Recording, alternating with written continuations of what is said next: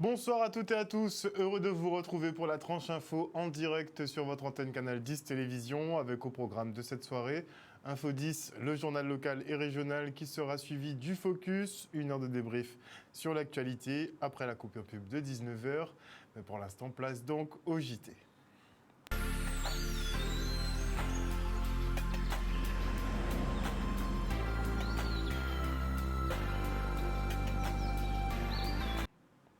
Nous sommes le lundi 7 mars 2022, J-8 avant la fin du pass vaccinal.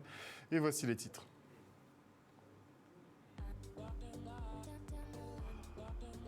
Nous reviendrons sur la plénière du Conseil départemental où il était question du budget 2022 et des grandes orientations pour la collectivité. Les sociologues de Lille organisent une série de conférences sur le conflit social contre l'obligation vaccinale et le pass sanitaire. Et en fin d'édition, nous célébrerons une nouvelle venue parmi les centenaires de Guadeloupe.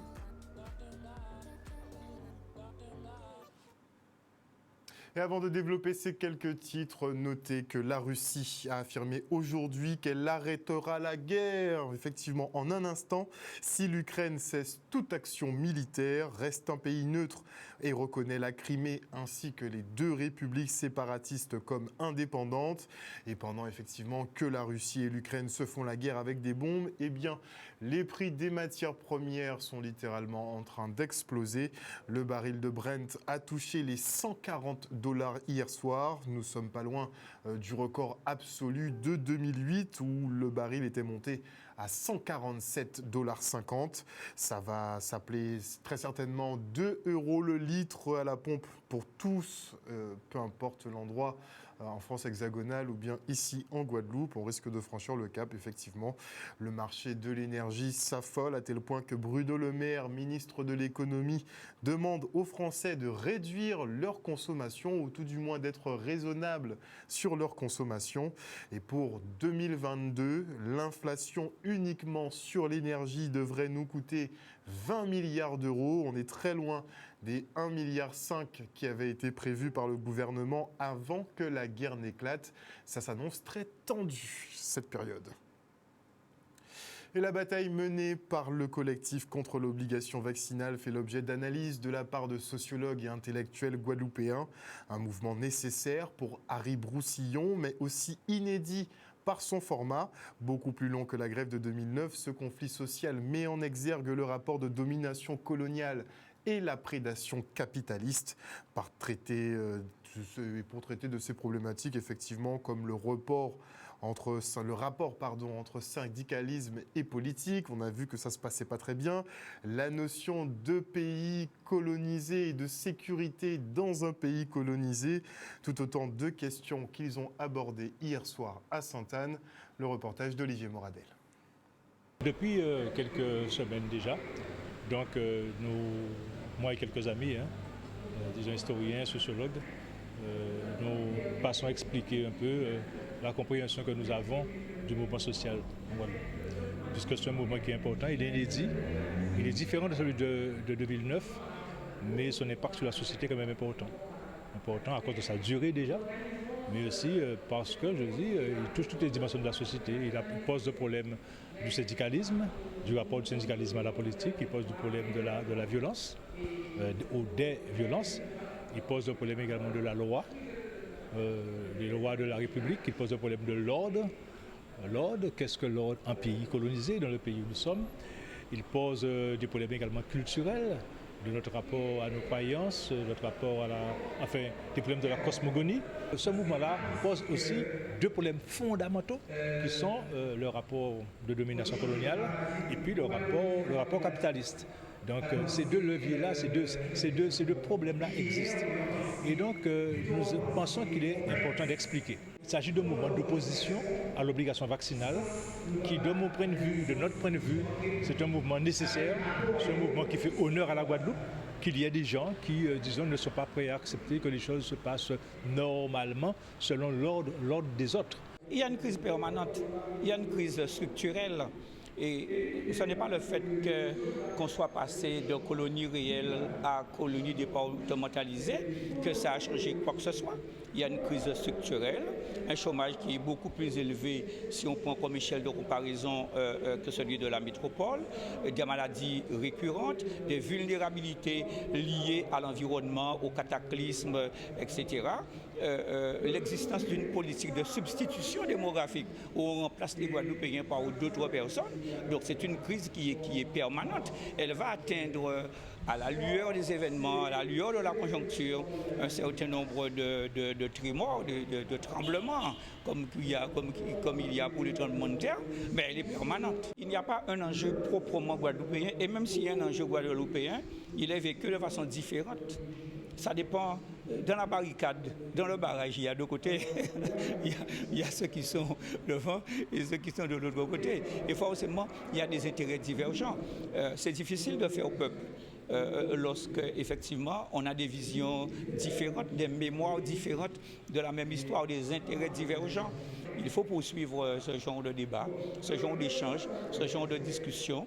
Nous étions il n'y a pas longtemps au Centre des Arts, nous sommes ce soir à Sainte-Anne, nous serons à Sainte-Rose, nous serons à Moule, nous serons à Morne-à-l'Eau, histoire de rencontrer le peuple guadeloupéen pour que celui-ci puisse parler. Et notez que Denis Deloumeau, agent hospitalier, est en grève de la faim depuis le 12 février dernier. Ça va bientôt faire un mois quand même. Il est suspendu depuis octobre. Il dénonce l'éviction des personnels de santé pour avoir refusé une injection, on le rappelle, qui est expérimentale. Et des suspensions qui ont déstabilisé une offre de soins déjà précaire.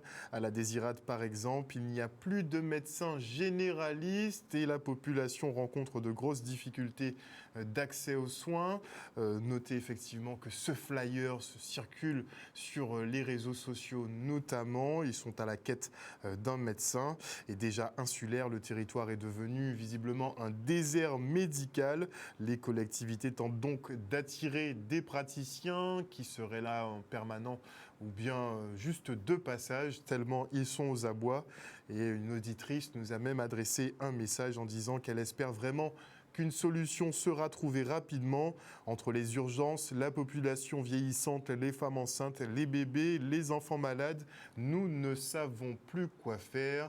Les auditeurs qui ne manquent pas de préciser que les Désiradiens sont toujours, en général, laissés pour compte et on le constate. On part maintenant pour la plénière et le vote du budget du conseil départemental. Et pour sa toute nouvelle mandature, Guy Losbar entend associer les maires à la gestion des problématiques de manière à mieux cibler les budgets et les actions à mener. Il cible principalement d'ailleurs l'insertion des titulaires du RSA. On l'écoute. C'est le premier budget de notre mandature. Il était important de fixer le cap.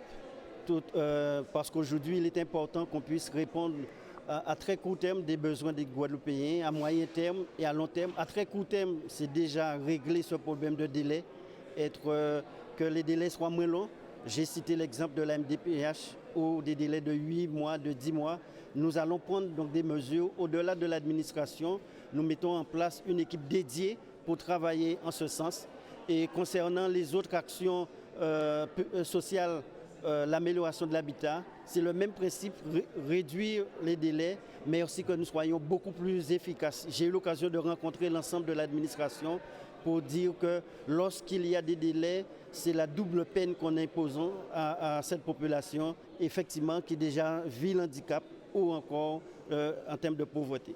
Nous allons redéfinir les critères d'obtention du FAC et avec le président de la commission. Donc j'aurai l'occasion de réunir l'ensemble des maires et en plus nous allons créer un dispositif pour tout équipement, investissement permettant une meilleure cohésion sociale au niveau donc, de la commune. Et bien sûr travailler en étroite collaboration dans le cadre de la politique de la ville pour que l'insertion puisse remplir véritablement sa mission, puisque je rappelle avant tout, quand on est en RSA, il nous faut trouver les dispositifs pour que cela puisse permettre un retour à l'emploi. Une plénière sur les débats d'orientation budgétaire qui s'est passé dans un climat serein, un débat constructif. Nous, membres de l'opposition, on a travaillé sur les documents bien avant et on a choisi d'être dans cette démarche-là. parce que la situation actuelle de la Guadeloupe nécessite ce qu'on a commencé depuis le mois de novembre, un front commun des élus, de s'entendre même si chacun garde son identité politique. Concernant aussi la politique en direction des communes, les maires sont en première ligne, on l'a bien ressenti la dernière fois, sur la question de l'insertion, sur la question de l'emploi, sur la question du vieillissement, sur la question des routes départementales, sur la question de l'aéroportière aussi. Donc tous ces sujets-là concernent les maires et donc l'initiative du président de demander à la commission des finances de rencontrer l'ensemble des maires avec lui, ça va être l'occasion de discuter et de parler des problématiques qui concernent les communes. Un reportage signé Nicolas Hachi. Et en à peine un an, 4 séismes de magnitude supérieure à 5 sont survenus dans une zone située approximativement à 100 km au nord-est de notre côte. Des secousses qui nous rappellent que nous sommes exposés aux tremblements de terre qui eux-mêmes peuvent entraîner des tsunamis. Et bien connaître le danger, c'est mieux s'y préparer. Alors l'exercice Caribwave, une simulation de tsunami, est de retour et se prépare en ce moment au Centre culturel Réminé-Souta à Pointe-à-Pitre. Le reportage. Pointe-à-Pitre se prépare dans le cadre de la semaine sismique, mais la préfecture prépare toute la Guadeloupe, tout l'archipel de la Guadeloupe dans le cadre de l'exercice Caribwave pour pouvoir gérer donc une alerte au tsunami. Il faut quand même savoir que dans notre région ici, on cumule tous les risques. Les inondations, les cyclones, les volcans, les tsunamis. Donc on a une culture de ces aléas-là. Mais il faut renforcer régulièrement la culture de ces éléments-là. Et l'un des éléments les plus importants, justement, c'est l'éducation. L'éducation des populations, donc leur apprendre à pouvoir bien connaître le danger, de façon à pouvoir mieux s'y préparer. Ces jours-ci, on a eu quelques secousses sismiques, donc ça nous a rappelé qu'on était dans une zone sensible et qu'il fallait vraiment se prémunir face à ces risques. Et donc je trouve que ce genre de conférence, c'est très intéressant pour montrer justement au public ce qui est mis en place pour justement prévenir ces risques. On a des clés, mais je pense que la culture du risque, il faut continuer à la développer.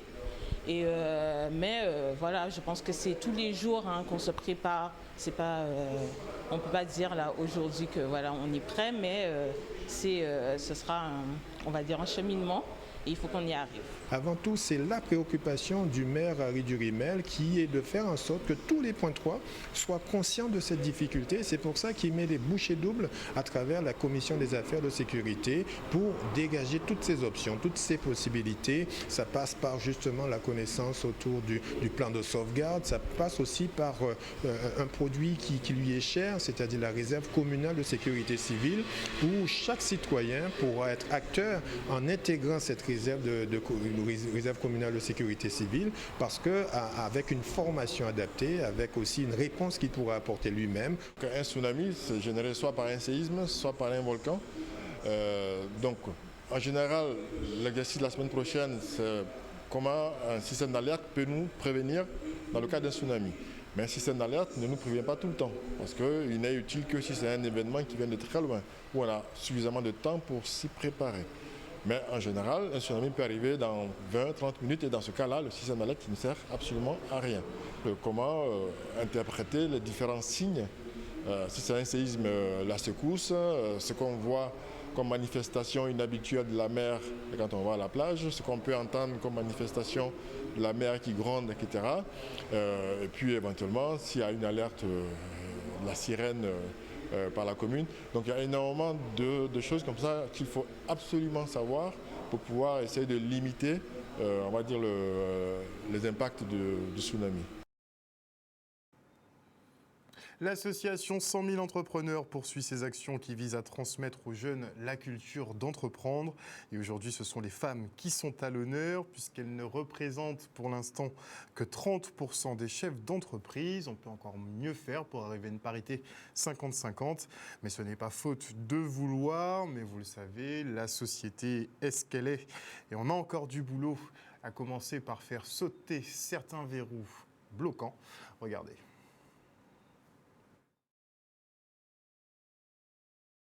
Alors 100 000 entrepreneurs est une association qui vise à transmettre l'esprit et la culture d'entreprendre aux jeunes âgés entre 13 et 25 ans. Et depuis 2017, on est implanté en Guadeloupe et on sensibilise donc les jeunes à cet esprit et cette culture entrepreneuriale. Donc aujourd'hui, on est là aujourd'hui pour notamment montrer aux jeunes femmes qu'elles peuvent entreprendre et entreprendre leur vie professionnelle. Aujourd'hui, on a 30% de femmes entrepreneurs qui entreprennent ici en Guadeloupe, mais également au niveau national. Et on aimerait que ce chiffre augmente et qu'il soit maintenant à 50%. Pourquoi se priver de 50% de l'intelligence d'un territoire, de 50% de la dynamique d'un territoire?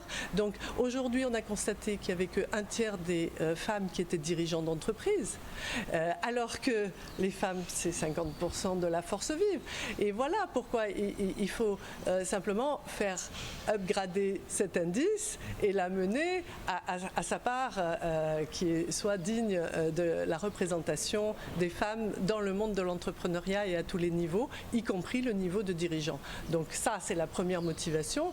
Je dirais que la deuxième motivation, c'est aussi comprendre que ces valeurs féminines qui sont souvent portées par des femmes sont aussi portées par des hommes. Et donc les valeurs masculines qui sont portées par des hommes sont bien sûr aussi portées par les femmes. Et donc comprendre aussi qu'ensemble, cette complémentarité va permettre de générer des entreprises d'une autre dimension presque, qui vont être là au service du territoire et au service des hommes et des femmes du territoire. Donc c'est un petit peu un idéal entrepreneurial où enfin toutes les problématiques que vivent les uns et les autres seront mises à plat et seront partagées et solutionnées. Alors oui, c'était dans mes projets. Mon professeur nous avait déjà expliqué auparavant que même dans le domaine scientifique, on pouvait par exemple ouvrir notre laboratoire. Donc c'est quelque chose qui m'intéressait déjà depuis quelques années. Et aujourd'hui, après les interventions, elles nous ont bien expliqué qu'elles étaient là pour nous, enfin que c'était leur métier. Donc de venir leur parler de nos projets et qu'elles seraient là en tant que soutien pour nous donner des idées ou comme soutien financier, il me semble. Donc voilà. Alors l'intervention porterait sur l'envie d'entreprendre, le fait aussi que appartenir à un réseau, c'est pas rien, et que ce réseau ouvre les clés à tous les jeunes étudiants, les jeunes lycéens, les jeunes écoliers, de façon à ce qu'ils puissent aussi avoir cette fenêtre sur le monde entrepreneurial et aussi générer une envie d'entreprendre, leur faciliter un peu la vie et attiser un peu leur curiosité, aussi les rassurer sur le fait que finalement entreprendre pour une femme, mais c'est pareil qu'entreprendre pour un homme. Il faut être simplement rassuré, accompagné, avoir confiance, et nous on est là pour ça. On souhaite maintenant un très joyeux anniversaire à Honorine Colette Anglési qui intègre le club des 100 bougies. On salue cette petite bourgeoise. Regardez.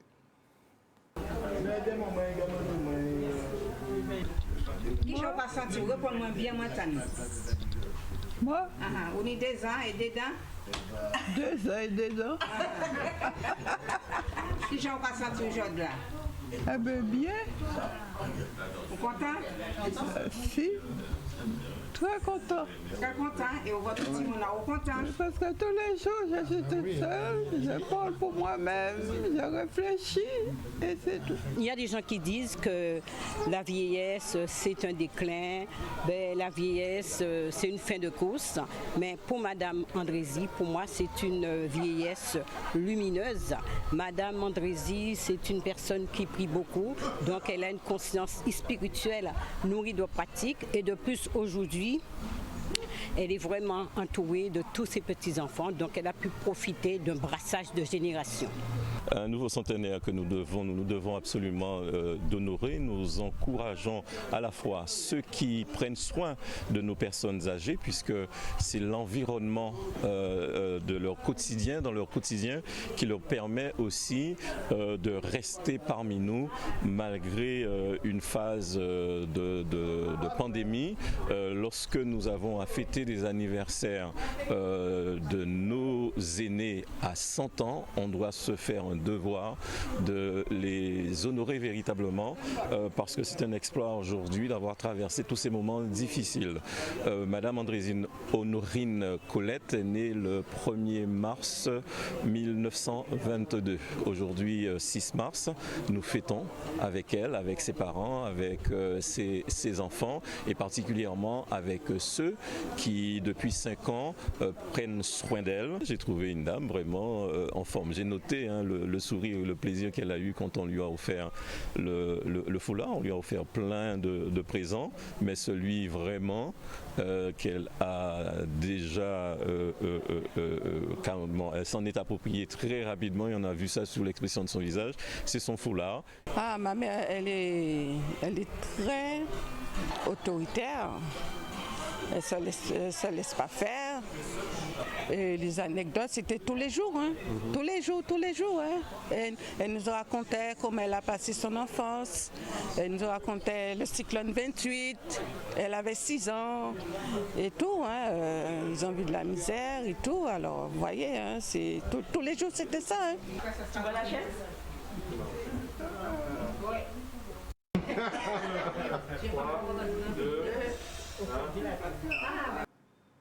Des images signées Vianney Valverde. Et on part maintenant pour l'expo photo Quand Sainte-Anne se raconte. Et à cette occasion, les murs de la ville se sont transformés en galerie d'art. Une performance artistique pour mettre en valeur les personnes qui font cette ville, qui ne se résume pas à la mer et aux cocotiers, même si ça prend une grosse part. Le reportage. Quand Sainte-Anne se raconte, c'est une exposition photographique hors les murs, c'est-à-dire que les photos sont accrochées ou collées dans les rues de Sainte-Anne, devant les écoles du bourg et des sections. Et cette exposition photo a pour objectif de mettre en valeur les gens qui font Sainte-Anne. Je suis sainte-annaise depuis 23 ans et je souhaitais mettre en valeur les personnes que l'on rencontre quand on vit à Sainte-Anne, leur savoir-faire et le patrimoine architectural de Sainte-Anne, parce qu'il n'y a pas que la plage à Sainte-Anne. Il y a des petits passages que j'ai moi-même découverts qui sont absolument magnifiques. Oui, c'est une démarche éminemment culturelle parce que nous voulons véritablement, à travers cette opération, cette action, faire en sorte que Sainte-Anne soit mieux connue. Alors c'est sous l'angle de l'art photographique et c'est aussi pour nous une occasion de mettre en valeur des photographes, de mettre en valeur des sites que nous voyons quotidiennement, tous les jours, bien évidemment, mais aussi des photos qui sont affichées dans différents points de la ville, différents points de la commune, et montrer évidemment au-delà des sites, mais aussi des acteurs culturels, des acteurs économiques. En fait, c'est effectivement une belle vitrine à travers la photographie pour la ville de Sainte-Anne. Il n'y a pas de secteur défini et c'est vraiment l'humain qu'on a voulu photographier et mettre en valeur. Alors cette exposition donc débute aujourd'hui, donc elle débute par une balade dans les rues de Sainte-Anne où sont accrochées les photos. Une balade comptée par l'association Contacaz, Edgar Ferrus. Devant 2 de ses coéquipiers, Claudigo, 2e, Gérard Couyol, 3e. Qui est accompagné de musiciens, de joueurs de ca, Joël Séjor, qui a aussi accepté d'être photographié, et de Loïc Voitus.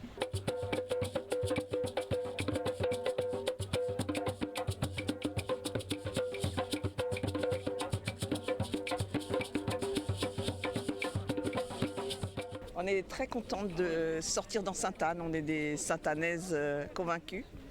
Et encore une fois, il y a une belle présentation, une belle initiative. Oh ben écoutez, c'est très intéressant. Moi, j'aime beaucoup ce principe donc de promenade déambulatoire et surtout donc pour voir un petit peu les gens qui font la vie de Sainte-Anne sur des photos à travers donc le bourg même de Sainte-Anne. Voilà. Ça fait tellement longtemps qu'on n'a pas eu de vraies manifestations culturelles à Sainte-Anne à cause de tous les problèmes qu'on a eus. Donc là, c'est un plaisir de voir beaucoup de gens qui se réunissent pour assister à quelque chose qui sorte un peu l'esprit de la morosité ambiante et qui montre des choses bien intéressantes. J'avoue que le concept est excellent, effectivement, de mettre en valeur n'importe qui comme ça. ça a de l'avenir. On devrait le faire partout en Guadeloupe. Et puis ça fait plaisir aussi de voir une foule de personnes qui ne sont pas masquées et de voir des sourires. C'est toujours intéressant. Et le monde audiovisuel pleure effectivement le départ de Luc Laventure, qui est un journaliste originaire de la Martinique. Ce dernier a beaucoup œuvré à la visibilité de nos territoires au niveau national. Il a représenté des grands groupes comme RFO, où il était directeur, ou bien France O, qu'il a mis sur les rails. En tout cas, chapeau bas pour ce que cet homme a fait pour l'audiovisuel de manière globale, mais aussi l'audiovisuel ultramarin et donc la vision outre-mer en hexagone. Voilà, chers téléspectateurs, nous sommes arrivés au terme de ce journal. Merci pour votre fidélité. N'oubliez pas que sur Canal 10 Télévision, vous faites l'information que nous diffusons. Le JT revient demain à 18h30. Passez une bonne soirée à l'écoute de nos programmes. Bisous, bisous.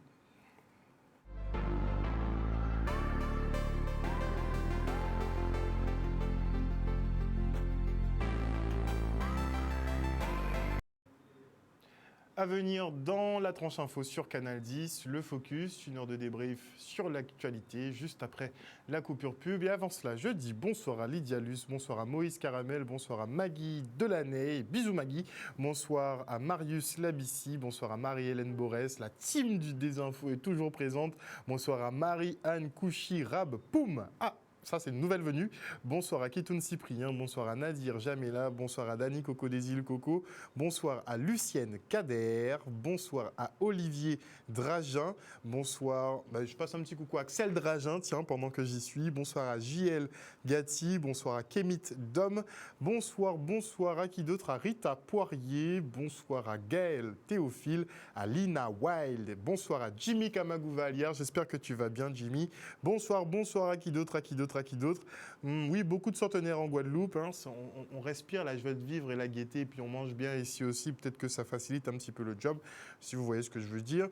Bonsoir au général Franck Abar, bonsoir à qui d'autre, à Ticolibri, à Claudie Giraud-Girard, bonsoir à tout le monde, à tous ceux qui nous suivent sur les réseaux sociaux, mais aussi sur l'antenne de Canal 10 Télévision. On se retrouve après la pub.